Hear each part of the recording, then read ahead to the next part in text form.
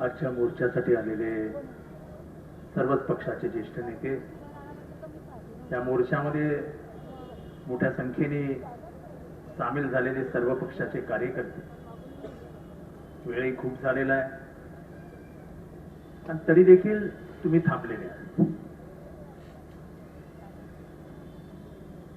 हा मोर्चा म्हणजे ठाणेकरांच्या मनातला आक्रोश होता. ठाणेकरांच्या मनात एक आक्रोश आहे. मला विचारलं, तुम्ही सगळे एकत्र कसे काय आले? दरोडेखोराला पकडायला सगळ्या गाव एकत्र येतं तसं आमचं झालं. काय आहेत आमच्यात मतभेद आहेत, मतभेद नाहीत असं मी म्हणत नाही, पण जेव्हा गाव वाचवायचं असतं ना, तेव्हा तू कोण आणि मी कोण नाही, पहिला दरोडेखोराला टिकवायचं. या शहरातला गब्बर सिंग पहिल्याला आपल्याला थांबवावा लागेल, तर हे शहर वाचणार आहे. तो गब्बर सिंग कोण हे मी आपल्याला वेगळं सांगायला नको. संपूर्ण गावाला आग लागली आहे, पाणी कुठनं आणणार? विक्रांत चव्हाणने विचारलं ते बरोबर आहे. इतके वर्ष ठाणे महानगरपालिका आहे तुमच्या हातात, एक साधं धरण नाही दिलं तुम्ही. धरण, त्या महिला भगिनी उभ्या आहेत ना, तुमची शपथ घेऊन तुम्हाला सांगतो, 2002 साली आमदार झाल्यानंतर पहिल्यांदा माझ्या मनात एकच प्रश्न होता, तो म्हणजे पाणी प्रश्न सोडवायचा. भास्कर जाधव साहेब, पद्मसिंह पाटील हे तेव्हा इरिगेशन मिनिस्टर होते.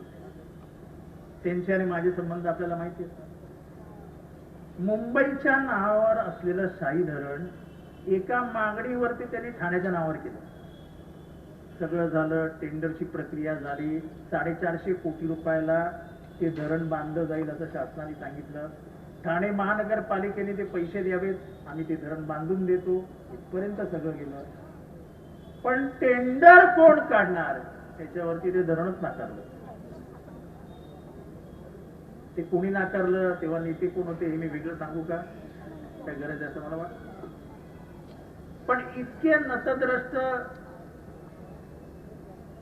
इथले नेते होते की आज जी तहानलेली ठाणेकर भगिनी आहे त्याचा सर्वस्वी जबाबदार त्या काळचे आणि आजचेही नेते त्याला जबाबदार आहेत. त्यांनी ते धरण नाकारलं. आज त्या धरणाची किंमत 2800 कोटी रुपये झाली आहे. 2800 कोटी रुपये.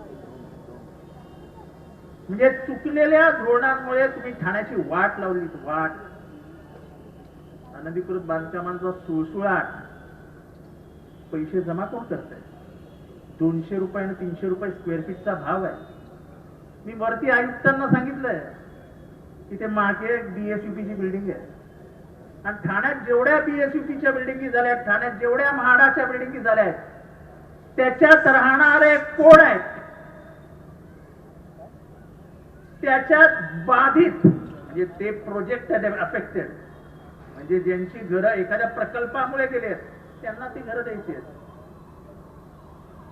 पण राजन विचारे साहेब, तुम्हाला माहितीये का, इथले दादा नगरसेवक जे आहेत त्यांचा पीए, त्याच्या पीएची बायको, त्याच्या पीएचा नौकर, यांना ती घरं दिलेली आहेत. आणि याच्यात सगळे अधिकारी आणि सगळ्या दादा नगरसेवकांचा सहभाग आहे. हिम्मत असेल, हिम्मत आयुक्त बसलेले आहेत.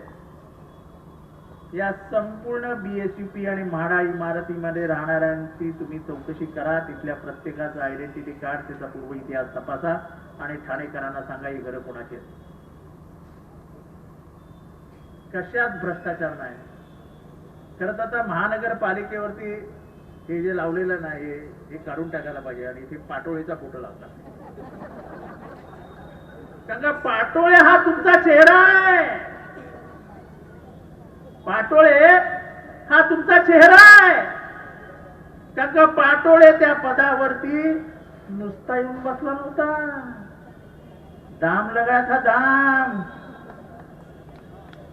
और जो दाम लगाया था उसकी वसूली कर रहा था, कोई गलत काम नहीं कर रहा था. त्याच्या खिशातनं गेले होते ना. पण पाटोळे त्या पदावरती बसायला योग्य होता का हे आयुक्तांनी जाहीर करावं.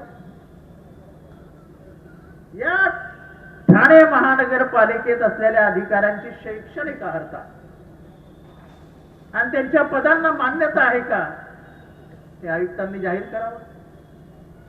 आणि का जाहीर करावं? कारण का सरकार आता कोणी जबाबदार नाही आहे. आता हे सगळी ठाणे महानगरपालिकेची बजबजपुरीला सरकार जबाबदार आहे. मला वाईट वाटतं. कांते कुठे? संजय केळकर प्रामाणिक माणूस आहे, म्हणजे त्याच्याबद्दल काय आम्हाला शंका नाही. आमच्या 90 सालापासून आम्ही बघतोय त्यांना. दर अधिवेशनाला ते सांगतात की ठाणे महानगरपालिका भ्रष्टाचाराचा अड्डा आहे.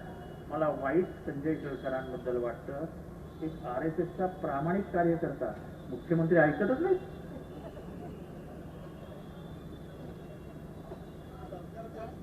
सरकार तुमचं ना, कळव्यात पाण्याचा मोर्चा. अरे तुम्ही जाऊन मुख्यमंत्र्यांकडे बसून सांगायला पाहिजे 10 MLD पाणी वाढवून द्या, आणि मुख्यमंत्र्यांनी ऑर्डर करायला पाहिजे, दिली ऑर्डर द्या, वाढवलं पाणी. अरे तुम्ही कसले मोर्चे करता? सत्तेत बसून कसले मोर्चे करता? कारण का वाटा ठरलेला आहे, मुख्यमंत्र्यांनी ठाण्यात लक्ष घालायचं नाही. ठाणं हे दे दिया है, तुम संभालो, हम उसमें देखेंगे. पोलीस अधिकाऱ्यांच्या बदल्या हम देखेंगे नाही, आयुक्तांच्या बदल्या हम देखेंगे नाही. मी आव्हान देतो, जाहीर आव्हान, इथले बसलेल्या प्रत्येक अधिकाऱ्याची शैक्षणिक अर्हता, त्याला मिळालेले प्रमोशन हे योग्य आहे का, हे महानगरपालिकेच्या आयुक्तांनी शपथपत्रावर द्यावं. मी त्यांचा इथे येऊन जाहीर सत्कार चालेल. चोर बसवले चोर. आज आम्ही सगळ्यांनी मिळून एक चांगलं काम केलं, आणि ते आयुक्तांच्या मनात होतं. मी वारंवार जे बोलत होतो, बोरसे नावाचा अधिकारी भ्रष्ट आहे, ते स्वतः आयुक्त कबूल करते. आणि म्हणून आपण मागणी केल्यानंतर त्यांनी 1 मिनिटात सांगितलं की त्याची बदली. 1 मिनिटात. त्यामुळे भ्रष्टाचार ह्याचा नागडा समोर आहे, नागवा. फक्त ठाणेकरांना विनंती, आता उघड्या डोळ्यांनी बघा, डोळे बंद करून घेऊ नका. नगरसेवक तर विकले जातात, भाव लावलाय, भाव. तुझा काय भाव आहे रे? नाही, माझा भाव मी अजून ठरवलेला नाही. मग रात्रीपर्यंत भाव ठरतो. 3 सकाळी 4 कोटी घरी पोचतात. नगरसेवक काल रात्री माझ्या घरी बसलेला असतो, दुसऱ्या दिवशी सकाळी दुसऱ्याच्या घरी जातो.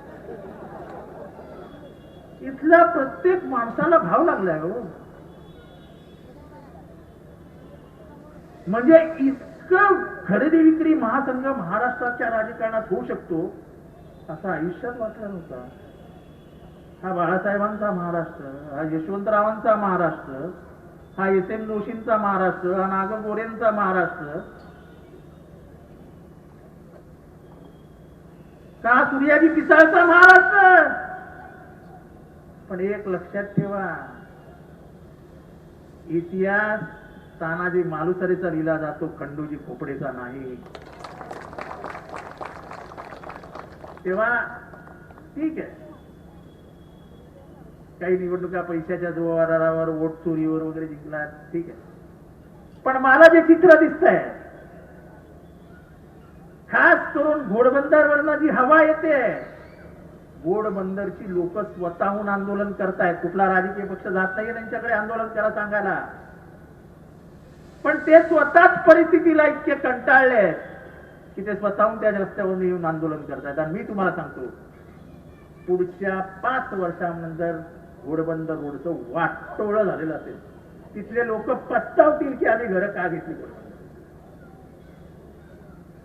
आज जायला म्हणजे घोडबंदरवरून निघाला तर त्याला या टोलनाक्यावर यायला 1.5 तास लागतो. कशाला मारायला तू घोडबंदरवर राहायला जाईल रे. त्यामुळे ठाण्याचं जे काय वाटोळं केलंय त्याला सर्वस्वी जबाबदार हे दरोडेखोर आहेत. आणि या दरोडेखोरांना पकडून देण्यासाठी म्हणून आपले भलेही मतभेद असतील, आहेत, काही ठिकाणी आपण वेगळे आहोत विचाराने,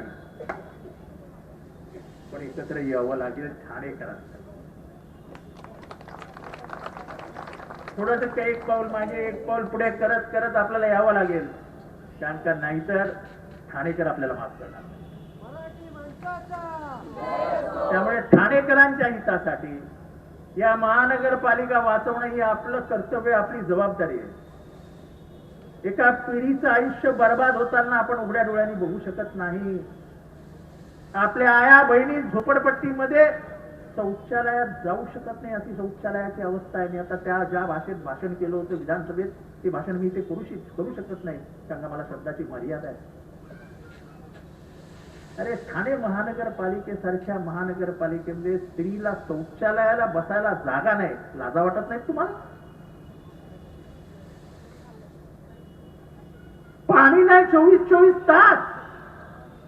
सोसायटी लाखोनी बिल भरते टँकरचं, लाजा वाटत नाही तुम्हाला? फक्त पैसे वरपण्याचं काम चालू आहे.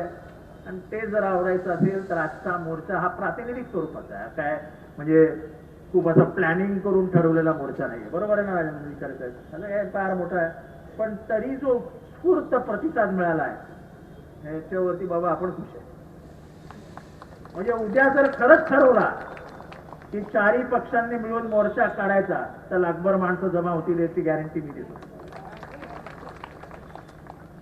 ठाणेकर आतमधनं क्रोधित आहे, वाढ बघतो एक पर्यायात. ते बाकी कोण काय बोलतोय, भ्रष्टाचार. अरे तुम्ही उघड्या डोळ्याने नागडे दिसतात, फक्त लोकांनी डोळ्यावर झापट टाकलंय, ते मतदानाच्या दिवशी बाहेर काढतील. फक्त आता बँका उघडल्या जातील, ठीक आहे, देखते हैं, लढेंगे. तेव्हा अधिक न बोलता इथे प्रत्येक आलेल्या ठाणेकरांचं मी मनापासून स्वागत आणि अभिनंदन करतो की तुम्ही तुमच्या चेहऱ्यावरती, तुमच्या डोळ्यामध्ये राग दाखवलाय. तो राग प्रातिनिधिक स्वरूपात प्रत्येक ठाणेकराचा आहे. ठाणेकराचं मन तुमच्या डोळ्यातनं बोलतंय. ते मन यावेळेच्या महानगरपालिकेत बदल घडवल्याशिवाय राहणार नाही. अभी तो शुरुआत है, ये तो ट्रेलर है, पिक्चर अभी बाकी है. तेव्हा अधिक न बोलता इथे सांगतो, आल्याबद्दल परत आपलं मनापासून अभिनंदन करतो, आभार मानतो, रजा घेतो. जय हिंद, जय महाराष्ट्र, जय भीम. एबीपी माझा, उघडा डोळे बघा नीट.